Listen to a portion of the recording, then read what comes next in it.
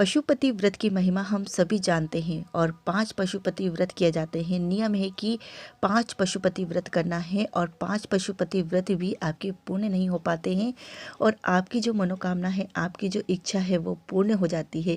भगवान पशुपति आपकी सारी मनोकामना व्रत पूर्ण करने से पहले ही पूरी कर देता है। इसलिए जो भी जातक पशुपति व्रत कर रहे हैं तो सुबह शाम की पूजा के साथ ही पांचों व्रत पूर्ण करें। और जब पांचवा व्रत आता है उस समय उद्यापन होता है, यानी कि पांचवें व्रत के दिन उद्यापन करना रहता है। उद्यापन विधि किस तरह से करनी है आपको, वो मैं आपको पूरी जानकारी दूंगी। राधे राधे, श्री शिवाय नमस्तुभ्यम, हर हर महादेव। भगवान भोलेनाथ आप सभी की मनोकामना पूर्ण करे। इसी के साथ आप सभी से रिक्वेस्ट करूंगी, जिस किसी ने भी चैनल को सब्सक्राइब नहीं किया है तो सबसे पहले जाकर चैनल को सब्सक्राइब कर लीजिए बेल आइकन के साथ में, ताकि जो भी जानकारी, जो भी उपाय बताऊं, जो भी आपके साथ शेयर करूं वीडियो में, वो आप जल्दी से जल्दी पा सको और अपने जीवन की परेशानियों को दूर करने के लिए उन उपाय जानकारियों को अपना सके। तो जैसे कि हम सभी जानते हैं कि पशुपति व्रत बहुत ही महत्वपूर्ण व्रत है। आपकी जो भी परेशानी है जीवन में उसको दूर करने के लिए आप सिर्फ 5 पशुपति व्रत कर लीजिए। ज़्यादा व्रत करने की जरूरत नहीं है, सिर्फ 5 पशुपति व्रत ही करना है और आपकी मनोकामना है वो पूर्ण हो जाएगी। 5 पशुपति व्रत भी पूर्ण नहीं होंगे और 3 या चौथे पशुपति व्रत में आपकी जो भी मनोकामना है, जो भी इच्छा है वो पूर्ण हो जाएगी। जिस व्यक्ति का शादी विवाह नहीं हो रहा है, किसी भी कार्य में रुकावट आ रही है, सारी परेशानियों से आपको छुटकारा मिल जाएगा। तो पशुपति व्रत का जो उद्यापन है ना, वो किस तरह से करना है वो मैं आपको बताती हूँ। पशुपति व्रत कैसे किया जाता है, किस तरह से शाम की पूजा होती है, सुबह की पूजा होती है, ये वीडियो मैंने अपलोड कर रखे हैं, तो आप मेरे चैनल की लिस्ट में, वीडियो लिस्ट में जाकर देख सकते हैं। आज मैं यहाँ पर सिर्फ आपको उद्यापन विधि बताऊंगी, किस तरह से आप उद्यापन करें पशुपति व्रत पूर्ण होने पर।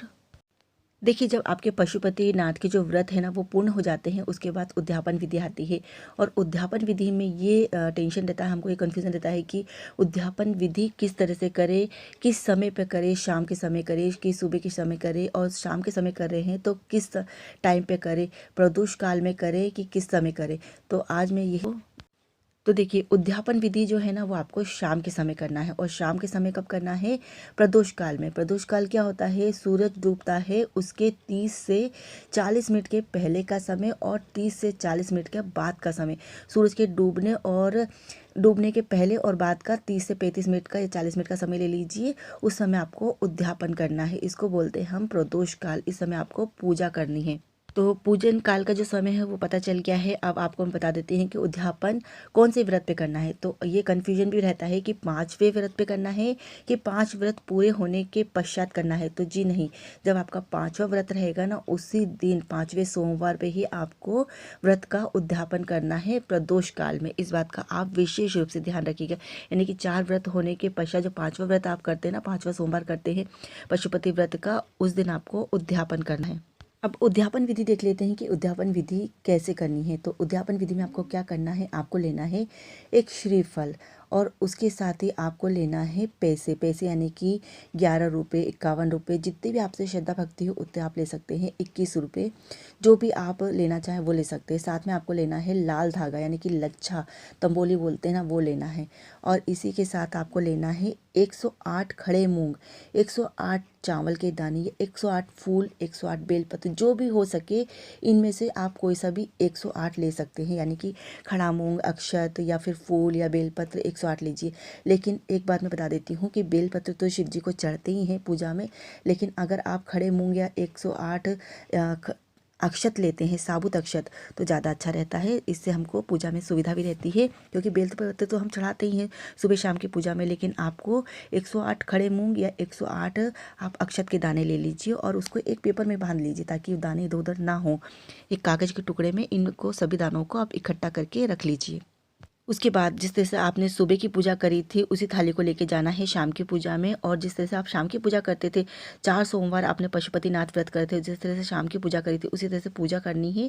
बस ये है कि जो आप अक्षत लेके गए 108, वो श्रीफल जो लाल धागा ये लच्छे में लपेट के आपने रखा है, और जो दक्षिणा आपने रखी है 11-21 रुपये, ये आपको अलग से लगेगा। तो इसको भी आपको लेके जाना है। और जिस तरह से पूजा करी है उसके बाद आपको श्रीफल चढ़ाना है, और जो दान दिया है आपने वो चढ़ाना है। साथ में 108 दाने आपने अक्षत के लिए या खड़ी मूंग के लिए, वो 108 दाने भगवान शिव को अपनी मनोकामना बोलते हुए एक एक दाना भगवान शिव को समर्पित करना है। इस बात का विशेष रूप ध्यान रखिएगा कि जब भी आप पूजा कर रहे हैं, तो जब उद्यापन विधि कर रहे हैं, तो इकट्ठे 108 दाने आपको नहीं चढ़ाना है।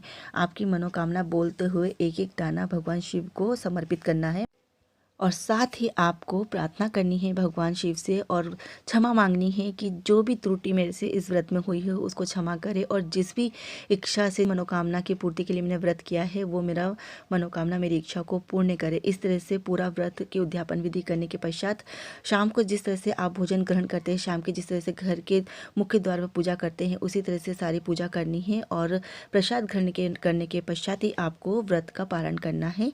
ये इस तरह से पूरी संपूर्ण पूजा विधि आपको उद्यापन की करनी है।